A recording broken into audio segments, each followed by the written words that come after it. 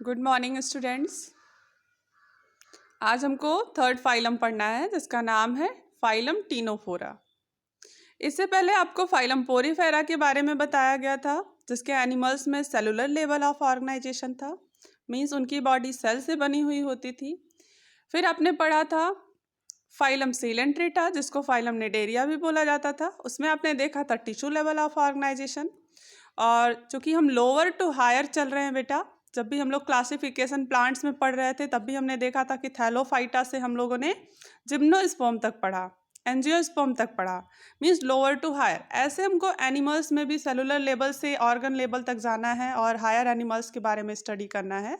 तो आज हमारा तीसरा फाइलम है, इसमें आपको कुछ और भी डेवलपमेंट्स देखने को मिलेंगे, चेंजेस देखने को मिलेंगे।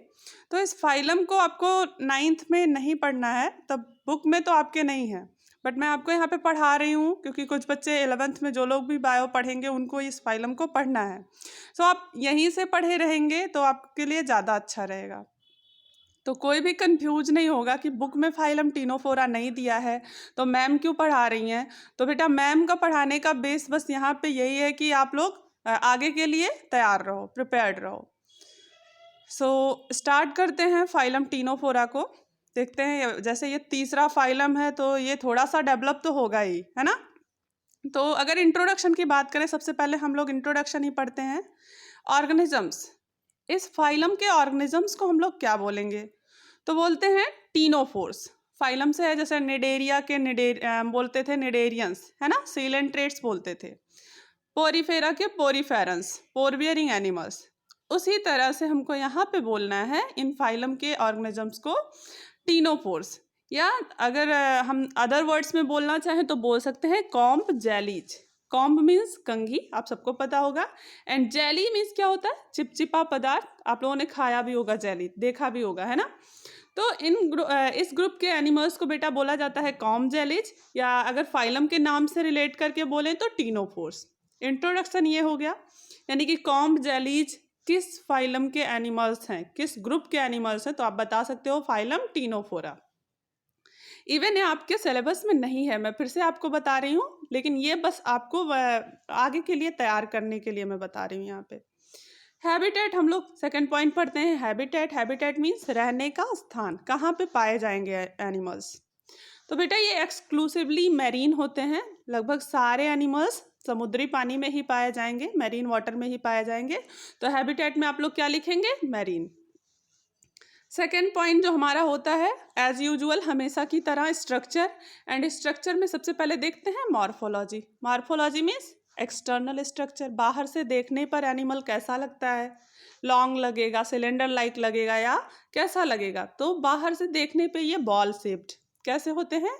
बॉल शेप्ड, स्फेरिकल, गोल होते हैं लगभग, या कुछ ओवल हो सकते हैं, ठीक है। इसका एक एग्जांपल है प्लूरोब्रैकिया, यहाँ पे मैंने इसका फिगर भी बना रखा है। आप लोग देखिए इस एनिमल को कैसा लग रहा है, बॉल शेप लग रहा है, स्फेरिकल। बहुत स्फेरिकल मैंने नहीं बनाया है, बहुत ज़्यादा गोल नहीं मुझसे बन पाया है, लेकिन ये होता है बेटा स्फेरिकल ही, ठीक है, गोल होता है। तो ये प्लूरोब्रैकिया का फिगर है, इसमें आप फिगर में ही देख सकते हैं क्या क्या आपको पहले से चेंजेस दिखाई दे रहे हैं। माउथ तो चलिए ठीक है, आपके सेकंड फाइलम में भी था, लेकिन यहाँ पे जो आपको एनस दिखाई दे रहा है, एनस आपके सीलेंट्रेटा के एनिमल्स में नहीं पाया जा रहा था, है ना। एनस क्या होता है? वेस्ट प्रोडक्ट को शरीर से बाहर करने के लिए जो ऑर्गन यूज होता है उसे हम कहते हैं एनस। तो इनमें पहली विशेषता जो है, माउथ भी प्रेजेंट है एंड एनस भी प्रेजेंट है।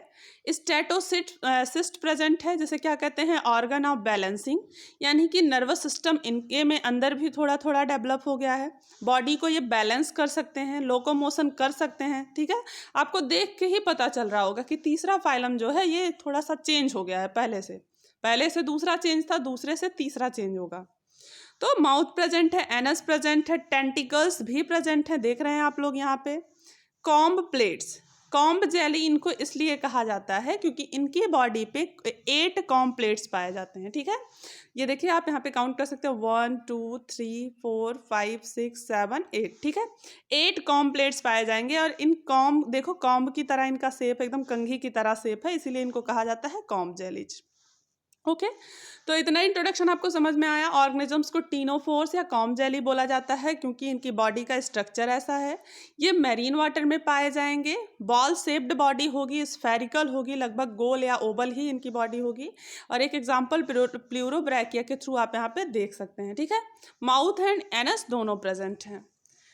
अब इसी बॉडी को देखते हुए हमने यहाँ पे कुछ पॉइंट्स बना दिया है जिससे बच्चों को और ज़्यादा क्लियर हो जाए। तो देखिए पहला पॉइंट क्या लिख सकते हैं, बॉल शेप्ड। बॉल शेप्ड क्या, body has 8 com plates arrange longitudinally. ठीक है, तो लॉन्गिट्यूडिनली 8 कॉम प्लेट्स बॉडी में अरेंज्ड हैं। ये कॉम प्लेट्स अभी आप आगे पढ़ोगे बहुत सारे काम में इनका हेल्प करते हैं। इन एनिमल्स का ये कॉम प्लेट्स बहुत सारी चीज़ों में हेल्प करते हैं, जैसे लोकोमोशन में, जैसे बॉडी को सपोर्ट करने में। जैसे हमारे शरीर के अंदर स्केलेटन होता है ना, तो इनके शरीर में ये जो कॉम्प्लेट्स होते हैं स्केलेटन का काम करते हैं। Each comb plate has thin thread like projection. हर एक कॉम्प्लेट्स पर पतला पतला धागे नुमा प्रोजेक्शन होता है। ठीक है, जिसे हम सीलिया बोल सकते हैं। ठीक है, तो आपको दिखाई दे रहा होगा फिगर में भी कि हर एक कॉम्प्लेट के ऊपर क्या है, थिन प्रोजेक्शंस हैं, उभार हैं। Has mouth on one and and anus on another and. बहुत इंपॉर्टेंट पॉइंट है क्योंकि तीसरा हमारा ऐसा फाइलम है जिसमें हमको एनस देखने को मिल रहा है। तो एक एंड पे माउथ है। बेटा ये माउथ एकदम सेंटर में होना चाहिए। आप लोग बनाइएगा अपने कॉपी में तो कोशिश करिएगा कि एकदम सेंटर में माउथ बनाइए। कॉम्प्लेट थोड़ा सा इधर हो सकता है एंड एनस दूसरे एंड पे होगा। तो माउथ खाना खाने के लिए, एनस जो बेस्ट प्रोडक्ट होगा उसको बाहर निकालने के लिए, यानी कि कुछ डेवलपमेंट इनके अंदर हो गया है। फिर देखते हैं, pair of tentacles arises near to the mouth. Mouth के पास से एक जोड़ी टेंटिकल निकलता है। ठीक है, टेंटिकल भी बहुत सारी चीज़ों में इनका हेल्प करेगा, जैसे चलने में, प्री को कैच करने में, शिकार पकड़ने में। Has balancing organ statocyst near to anus. Anus के जस्ट बगल में, यहाँ देखिए पास में इसके क्या है, स्ट्रेटोसिस्ट है। इसका काम है बॉडी को बैलेंस करना। ठीक है, जिसे क्या कहा जाता है, ऑर्गन ऑफ बैलेंसिंग। तो आपको एक्सटर्नल फीचर समझ में आ गया होगा। लगभग सारे एनिमल जो इस ग्रुप के होते हैं उन सारे एनिमल्स में यही चीज़ें पाई जाएंगी। ठीक है, ऐसे यही कैरेक्टर्स पाए जाएंगे। फिर थोड़ा सा इससे मिलते जुलते एनिमल्स होंगे इस ग्रुप में, सारे एनिमल्स। अब हम लोग बात करेंगे इंटरनल स्ट्रक्चर पे। ठीक है, तो इंटरनल स्ट्रक्चर को क्या बोला जाता है, एनाटॉमी। एनाटॉमी यानी कि जब बॉडी का सेक्शन काटेंगे तो क्या क्या दिख सकता है। सो सर्कुलर पैटर्न बॉडी ऑर्गेनाइजेशन, हमको सर्कुलर पैटर्न दिखता है। काटते हैं जब इनको तो ऐसे सर्कुलर सेक्शन हमको दिखेगा। और उस सेक्शन में हमको वही 3 लेयर जो आपको पोरिफेरा में दिखता था, जो आपको सीलेंट्रेटा में दिखता था, ऐसे ही इनमें भी ये बाहरी लेयर जो होता है एपिडर्मिस। ठीक है, मिडिल लेयर जो होता है मीजोग्लिया। एंड मीजोग्लिया बेटा पैक्ड होती है उन्हीं दोनों फाइलम्स की तरह, बहुत डेवलप नहीं है मीजोग्लिया मिडिल लेयर जो है। And inner gastrodermis. तो ये इनर बॉडी का स्ट्रक्चर है इनका, अगर आप सेक्शन काटते हो तब। अब आगे बढ़ने से पहले एक बात मैं आपको बता दूं, आपका जो सेकंड फाइलम था, फाइलम सीलेंट्रेटा, उसमें एक पॉइंट छूट गया था कि इनमें एक्सक्रीशन कैसे होता है। तो सीलेंट्रेटा में भी एक्सक्रीशन बेटा अमोनोटेलिज्म होता है, यानी कि वो भी अमोनिया एक्सक्रीट करते हैं। ठीक है, तो ये पॉइंट छूट गया था। जिसको भी कंफ्यूजन होगा वो यहाँ पे नोट कर लेगा कि सीलेंट्रेटा के एनिमल्स में कैसे एक्सक्रीशन होता है। तो वो होता है थ्रू, हम कहेंगे कि बॉडी से ही होता है, लेकिन अगर पूछे क्या होता है, मटेरियल क्या निकालते हो, तो वो होता है अमोनिया। अब चूँकि हम इंटरनल स्ट्रक्चर देख रहे थे तो उसमें अब हमको क्या देखना पड़ेगा, बॉडी वॉल। आपने फिगर के थ्रू तो देख ही लिया है बॉडी वॉल को। Outer epidermis, middle mesoglea packed होती है और इलास्टिक फाइबर की बनी होती है। मिडिल लेयर जिसे मीजोग्लिया कहा जाता है वो इलास्टिक फाइबर्स की बनी होती है। इनर लेयर जो सबसे ज़्यादा होती है अंदर वाली, उसे गैस्ट्रोडर्मिस कहा जाता है और वो डाइजेशन में हेल्प करती है। ठीक है, किस में हेल्प करेगी, गैस्ट्रोडर्मिस डाइजेशन में हेल्प करती है, जैसा कि आपके पिछले फाइलम में भी ऐसे ही था। अब एक इम्पॉर्टेंट पॉइंट है, यहाँ नोट लिखा हुआ है, आप लोग भी नोट करके लिख लीजिएगा कि सबसे लोअर ऑर्गेनिजम्स में अगर हम देखें, नॉन कॉर्डेट्स में देखें, तो ये ऐसे ऑर्गेनिजम्स हैं, पहली बार ऐसे ऑर्गेनिजम्स हमको दिखाई दे रहे हैं जो कि बायोल्यूमिनेसेंस शो करते हैं। अब ये बायोल्यूमिनेसेंस क्या होता है, इसका मतलब होता है able to emit light. Emit light means light produce करते हैं। जैसे आपने देखा होगा वाटर की कुछ फिशेस होती हैं ना, इलेक्ट्रिक ईल वगैरह, तो वो लाइट निकालती हैं, करंट निकालती हैं। ऐसे ही जो इस ग्रुप के एनिमल्स होते हैं वो बायोल्यूमिनेसेंस शो करते हैं, मतलब लाइट प्रोड्यूस कर सकते हैं। तो इनके अंदर ये क्षमता होती है कि ये लाइट को प्रोड्यूस कर सकें। इसीलिए मैंने यहाँ पे क्या कर दिया, नोट थोड़ा सा इंपॉर्टेंट कर दिया कि फाइलम टीनोफोरा के एनिमल्स क्या कर सकते हैं, बायोल्यूमिनेसेंस शो कर सकते हैं। इसका मतलब कि ये लाइट को एमिट कर सकते हैं, लाइट रिलीज करते हैं। अब देखेंगे near mouth tentacles are present. मुंह के पास टेंटिकल्स प्रेजेंट थे, आपने देखा है। Tentacles has special adhesive cells called as lasso cells. Important है ये भी। टेंटिकल्स के अंदर, जैसे आपने सीलेंट्रेटा में देखा था कि टेंटिकल्स के अंदर स्टिंग सेल्स पाए जाते थे, है ना, तो उसी तरह से इन एनिमल्स के टेंटिकल्स के अंदर लेसो सेल्स पाए जा रहे हैं। और इन लेसो सेल्स का काम है कहीं पे जब ये चल रहे हों ज़मीन पे या कहीं पे, मतलब जहाँ भी लोकोमोशन में हेल्प करेंगे, साथ ही साथ चीज़ों से चिपकने में, ठीक है। एडहेसिव सेल्स, एडहेसिव मीन्स चिपकने में हेल्प करने वाली सेल्स होती हैं टेंटिकल्स के पास, और उन्हें कहा जाता है लेसो सेल्स। अब नेक्स्ट पॉइंट हम पढ़ेंगे एक्सटर्नल और इंटरनल स्ट्रक्चर के बाद, जैसा कि हम हमेशा पढ़ते हैं, मोड ऑफ न्यूट्रिशन। न्यूट्रिशन का मोड कैसा होगा, हेट्रोट्रॉप्स होगा। आप समझते हो हेट्रोट्रॉप्स मीन्स क्या होता है कि जो ऑर्गेनिजम्स अपने फूड के लिए किसी दूसरे ऑर्गेनिजम्स पर डिपेंड हो, उन्हें कहा जाता है हेट्रोट्रॉप्स। तो हेट्रोट्रॉप्स है तो खाएंगे क्या, बहुत लोअर ऑर्गेनिजम्स हैं, पानी में रह रहे हैं, तो पानी में पाए जाने वाले जूप्लैंक्टन्स एंड फाइटोप्लैंक्टन्स को खाते हैं, ठीक है।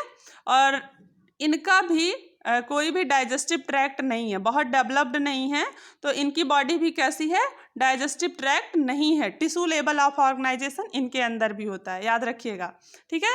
इनके अंदर भी क्या होता है बेटा, टिश्यू लेवल ऑफ ऑर्गेनाइजेशन होता है, इसीलिए developed respiratory system, digestive system, excretory system कुछ भी नहीं पाया जा रहा है। अब बात करेंगे रेस्पिरेशन की।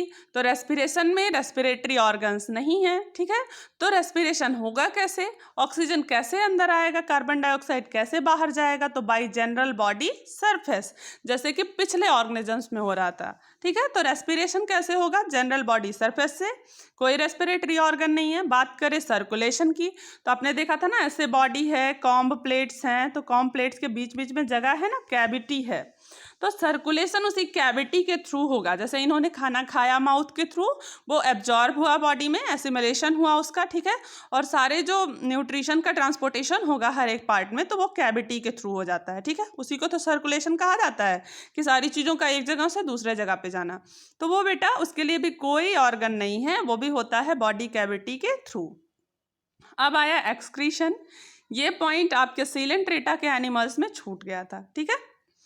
तो कोई बात नहीं, आप लोग अब से लिख लेंगे कहीं पे पीछे, या नोट बना के लिख लीजिएगा कि सीलेंट्रेटा में और टीनोफोरा में, और इसके पहले जितने भी आपने पढ़े हैं वाटर एनिमल्स में, मैंने बताया था आप लोगों को कि जितने भी वाटर एनिमल्स होंगे उन सब में लगभग अमोनिया ही एक्सक्रीट होता है, वो लोग NH3 ही बाहर निकालते हैं, ठीक है। तो इनमें भी एक्सक्रीशन कैसा है बेटा, यानी कि बेस्ट प्रोडक्ट जो बाहर निकालेंगे वो क्या निकालेंगे, अमोनिया निकालेंगे, एक्सक्रीट अमोनिया NH3, एंड ऐसे प्रोसेस को क्या कहा जाएगा, अमोनोटेलिज्म। और एनिमल्स को क्या कहा जाएगा, तो एनिमल्स को कहा जाएगा अमोनोटेलिक एनिमल्स, ठीक है। तो फाइलम टीनोफोरा के एनिमल्स को क्या बोला जाएगा, अमोनोटेलिक एनिमल्स। अमोनोटेलिक एनिमल्स क्यों बोला जाएगा, क्योंकि ये अमोनिया एक्सक्रीट करते हैं।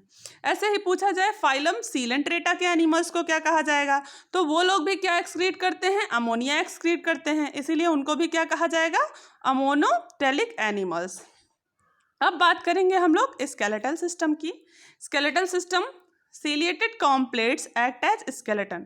अब जो बॉडी में ऐसे सीलिया के साथ बहुत सारे 8 कॉम्प्लेट्स हैं ना, वो 8 कॉम्प्लेट्स इनके बॉडी के अंदर स्केलेटल सिस्टम का काम करते हैं, बॉडी को सपोर्ट करते हैं। मैंने स्टार्टिंग में ही बताया था कि कॉम्प्लेट्स का बहुत सारा काम है। तो देखिए स्केलेटल सिस्टम का क्या काम हुआ, स्केलेटल सिस्टम की जगह कौन ले रहा है, कॉम्प्लेट्स, वही काम कर रहे हैं स्केलेटन की तरह।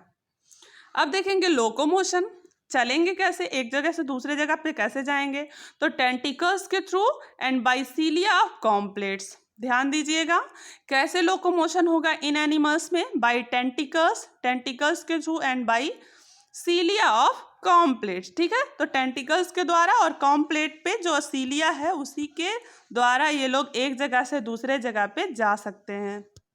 अब देखेंगे हम लोग nervous system. Nervous system in animals में भी पाया जा रहा है, थोड़ा थोड़ा डेवलप हो गया है।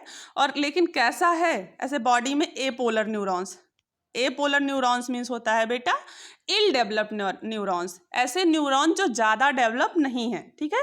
तो थोड़े से इल डेवलप्ड टाइप के न्यूरॉन्स इनके अंदर प्रेजेंट हैं, इसी नाते कहा जाता है कि नर्वस सिस्टम के नाम पे थोड़ा बहुत इनको सेंसेशन मिल जाता है, ये अपना प्री वगैरह कैच कर सकते हैं। तो इनके अंदर कैसे होगा ये सारा काम, क्योंकि इनके अंदर ये पोलर न्यूरॉन पाया जा रहा है। और एपोलर मीन्स फिर से समझ लीजिए इल डेवलप्ड न्यूरॉन।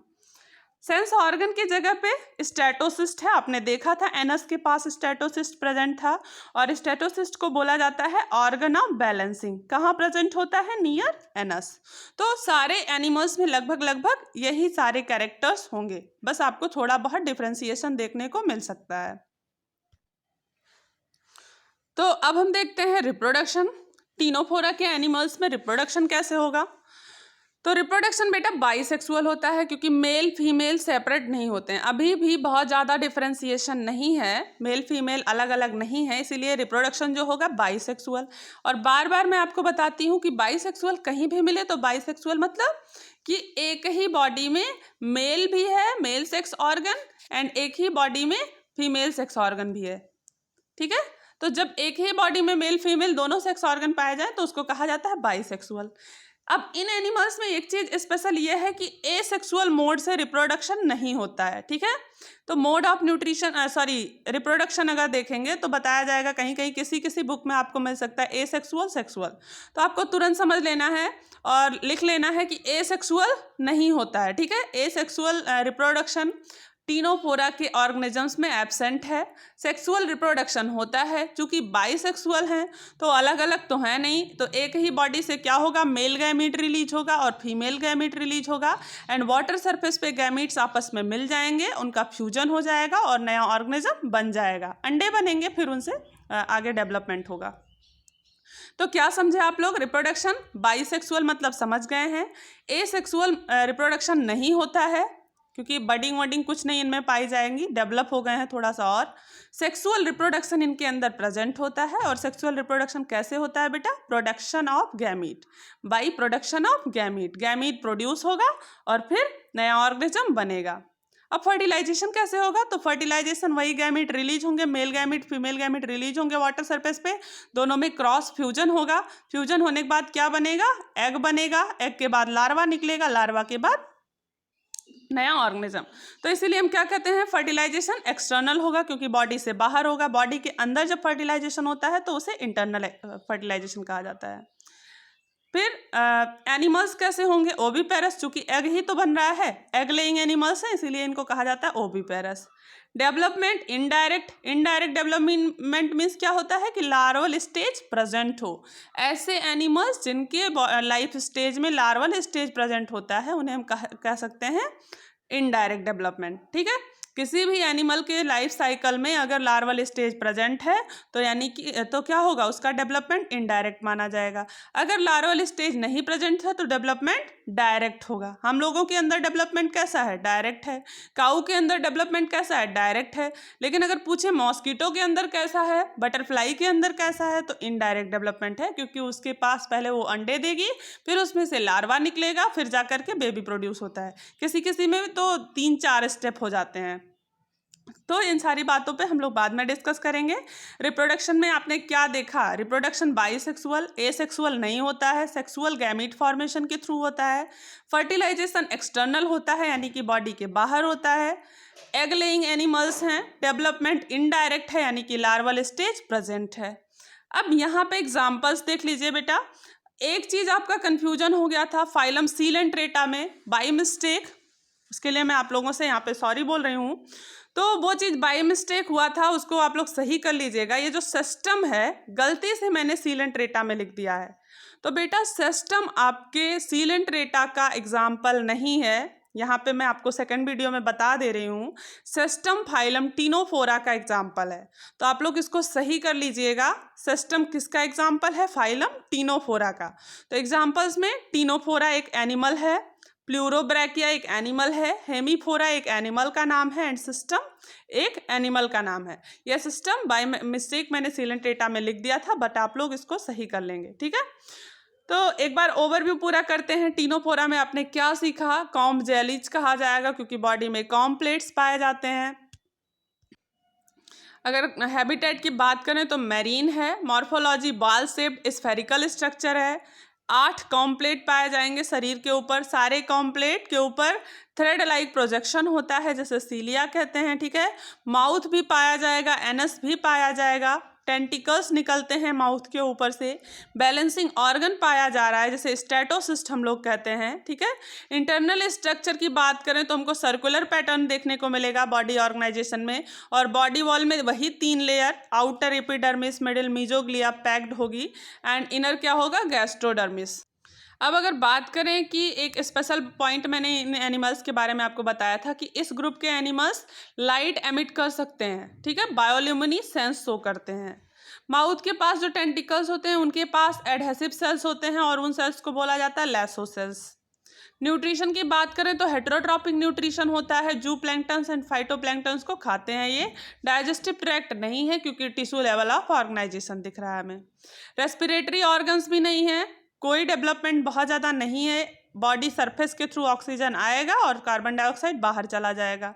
सर्कुलेशन भी बॉडी कैविटी के थ्रू होगा। एक्सक्रीशन की बात करें तो इनमें भी और सीलेंटेटा में भी अमोनोटेलिज्म होता है, यानी कि अमोनिया एक्सक्रीट करते हैं। स्केलेटल सिस्टम की बात करें तो सीलिएटेड कॉम्प्लेट्स पाए जाएंगे। जो आपने कॉम्प्लेट देखा था वही स्केलेटन की तरह काम करते हैं, ठीक है।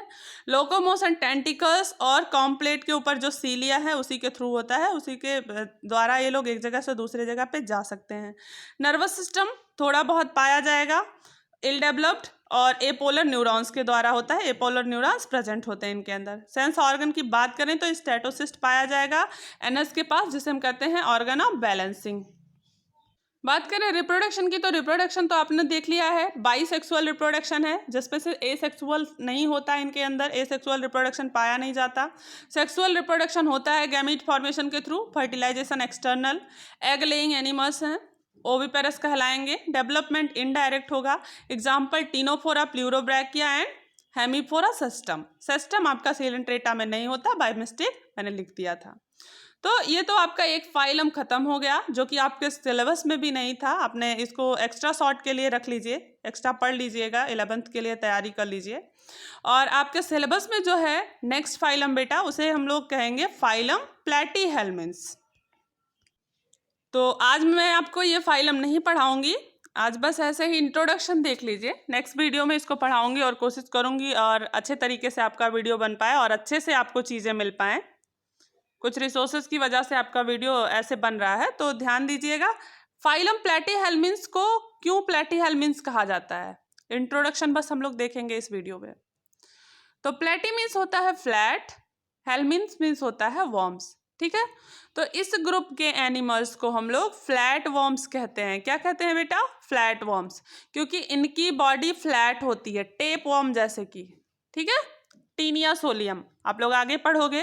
तो फाइलम प्लैटीहेल्मिन्स को हम लोग नेक्स्ट वीडियो लेक्चर में डिस्कस करेंगे। आज के लिए बस इतना ही। आप लोग टिनोफोरा को रिवाइज करिएगा, सीलेंट्रेटा को अच्छे से तैयार कर लीजिए, पोरीफेरा को तैयार कर लीजिए, ठीक है। जितने भी फाइलम पढ़ाए जा रहे हैं उसका आप लोग रिवीजन करते रहिए। Thank you.